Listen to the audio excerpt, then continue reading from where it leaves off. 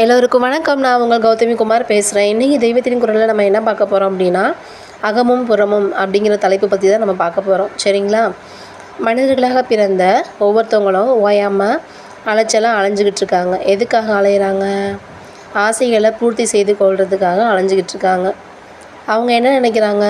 வெளியிலேருந்து வரக்கூடிய பொருட்களில் இருந்தால் இவங்களுக்கு ஆசை, அதை பெறத்துக்கு ஓடிக்கிட்டுருக்காங்க.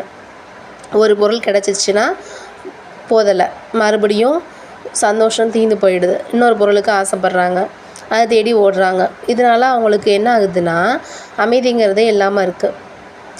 வெளியில் இருக்கக்கூடிய பொருட்கள்னால் உதாரணமாக வீடு, டிவி, ஃப்ரிட்ஜு, பைக்கு, இந்த மாதிரி பொருட்கள். வெளியிலேருந்து அந்த பொருட்கள் வந்தால் தான் இவங்க சந்தோஷம் அப்படின்னு அதை மீன் பண்ணியே வீடு வாங்கியாச்சா அடுத்து கார் வாங்கணும், அடுத்து கார் வாங்கியாச்சா அடுத்து இன்னொரு கார் வாங்கணும், இப்படின்னே அவங்க ஓடிக்கிட்டு இருக்காங்க. இப்படி போயிட்டுருக்கவங்களுக்கு எப்படி அமைதி வரும் சொல்லுங்கள் பார்ப்போம். இவங்க என்ன நினைக்கிறாங்க?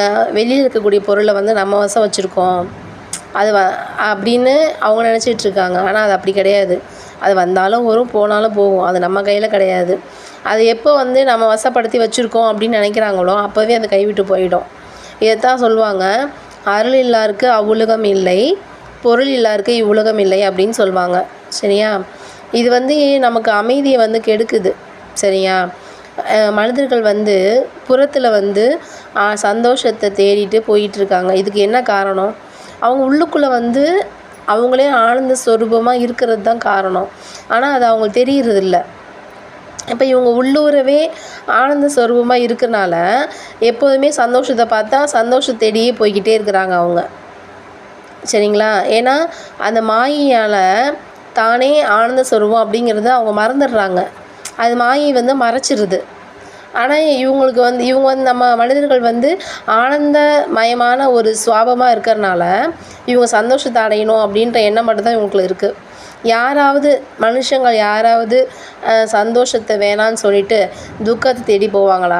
அப்படி யாராச்சும் இருக்காங்களா? சொல்லுங்கள் பார்ப்போம். ஆனாலும் அந்த ஆனந்தம் உள்ளே இருக்கிறது, அதை அறிந்து அதை அமைதியாக அனுபவிக்கணும். அதை அனுபவிக்காமல் வெளியில் இருக்க பொருட்களையே துரத்திட்டு போய்கிட்டு இருக்காங்க. அதனால் அமைதியை கெடுத்துக்கிறாங்க.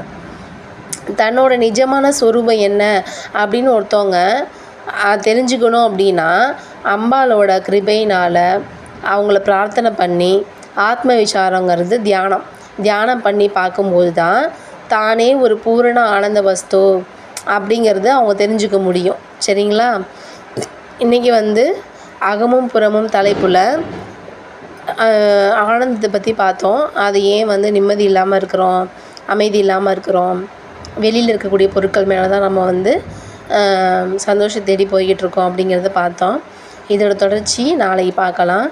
சரிங்களா? அது வரைக்கும் நன்றி, வணக்கம்.